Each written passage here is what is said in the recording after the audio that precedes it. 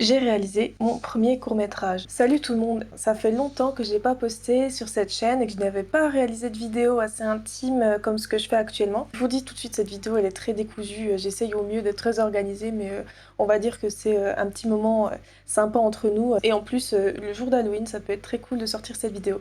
Je sais pas si j'aurai le temps, mais ça peut être sympa. C'est pas vraiment préparé, j'ai pris des notes pour être plus dans le côté, on va discuter tranquillement de ce court-métrage que j'ai réalisé, qui est sur un thème particulier. Laissez-moi vous parler de la paralysie du sommeil.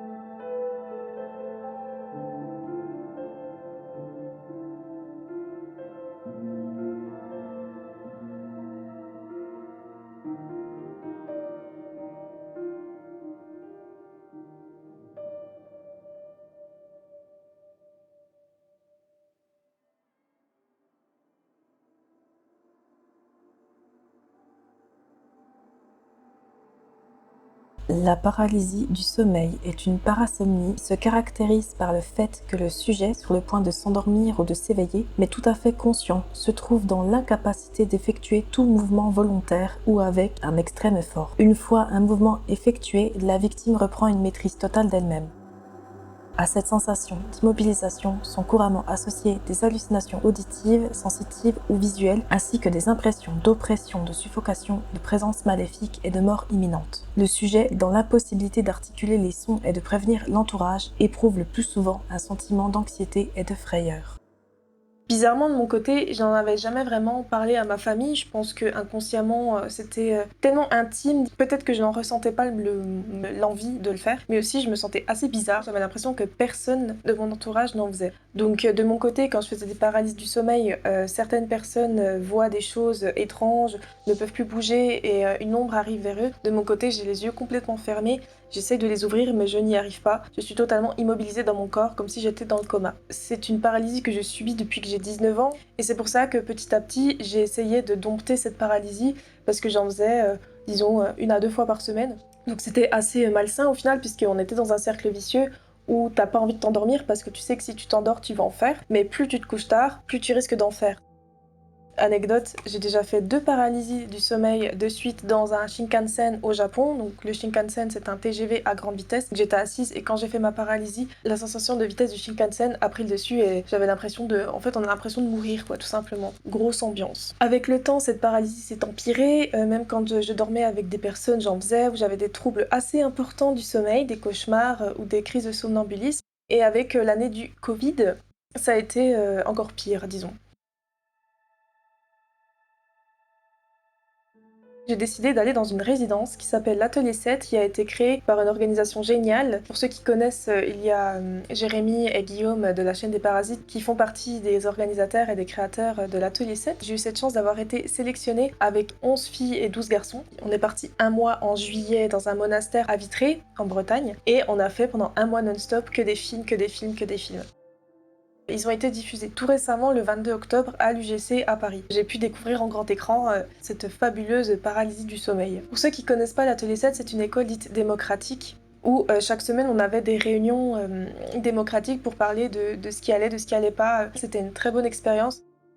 Mais vous saurez qu'entre temps, je fais d'autres projets qui vont sortir, notamment Entrave, le sujet sur la paralysie du sommeil, qui sera bientôt sur YouTube. Ce que je voulais savoir, moi, entre temps, c'est est-ce que je suis capable d'écrire quelque chose aussi intime et aussi, disons, étrange que quelque chose que je subis depuis que je suis ado. Et ben, je me suis fait aider par énormément de personnes, par mon entourage de l'Atelier 7, par les organisateurs, et essayer de leur expliquer, c'est pas forcément évident par les mots, alors c'est pour ça que je me suis dit que ça pouvait être intéressant par le biais de l'image, de leur montrer ce qu'est la paralysie du sommeil.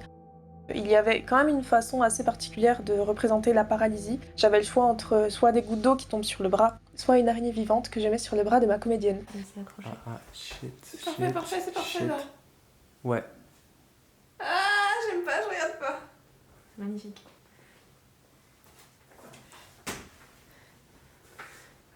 C'est bon? Attends. Ok, coupé. Bien sûr, j'ai choisi l'araignée parce que déjà, en termes d'image, ça peut être super intéressant, mais aussi parce que ça peut rendre encore le côté le plus oppressant possible pour le spectateur, et c'est ce qui a marché dans la salle de cinéma.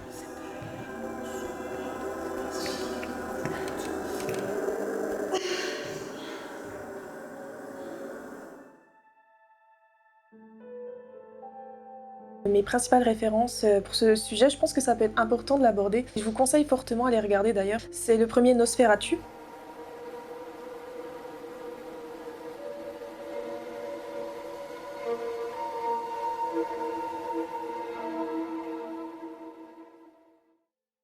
Et le deuxième, The Lighthouse.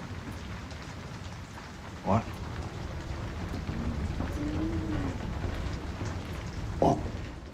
Et concernant les images en couleur, je me suis référée au film Midsommar. Ce sont des films qui méritent d'être plus connus et d'être plus mis en avant. Je vous préviens tout de suite, certains sont très particuliers, mais je pense que c'est une bonne manière de connaître le cinéma de genre. Certains verront peut-être dans le film des éléments en rapport avec la religion, parce que justement, ce qu'il faut savoir, c'est que la paralysie du sommeil a un fort lien avec l'exorcisme, mais je pense que je ferai une vidéo plus en détail sur concrètement ce qu'est la paralysie du sommeil en termes de vulgarisation. Ça peut être super intéressant de connaître les racines de cette paralysie, à l'époque où on exorcisait, où on accusait les gens de sorcellerie parce qu'ils avaient des crises de somnambulisme ou de la paralysie du sommeil, comme si le malin en fait ou Satan était en nous et voulait nous faire du mal.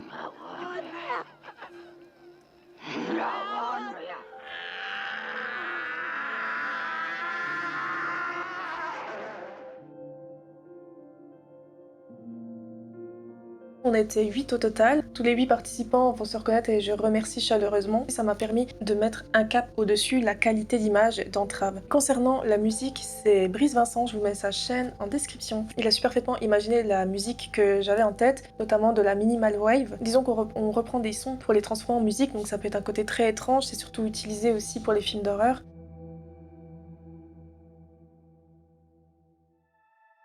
J'ai fait cette vidéo pour savoir aussi lesquels d'entre vous subissent et depuis combien de temps une paralysie du sommeil. Je pense qu'en commentaire ça peut être super intéressant d'en parler et quels sont vos tips pour pouvoir vaincre cette paralysie, du moins pendant un laps de temps. Pour ma part, j'ai appris à vivre avec, j'essaye de... Cette main d'ombre que j'ai tenté de fuir, maintenant je la saisis et j'essaye de la comprendre, pourquoi elle est là dans mes pensées.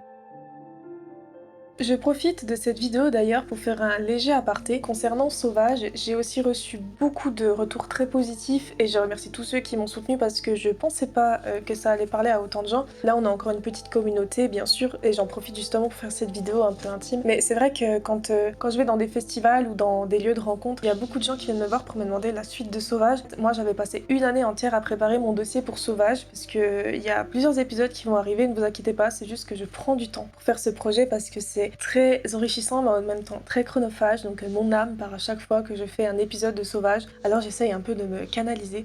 Mon petit cœur est empli de chaleur et d'amour quand j'entends que des enfants sont fans de Bigfoot.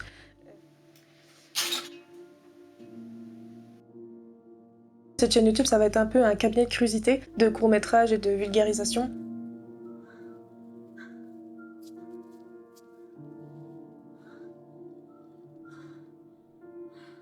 Voilà tout le monde, je vous remercie de m'avoir regardé jusqu'au bout. Je sais pas si c'était très intéressant. Voilà, donc moi je vais aller me coucher parce que clairement Entrave m'a pris littéralement 3 mois de sommeil. Et je vous dis à bientôt pour d'autres aventures étranges et oniriques sur la chaîne de Fémi.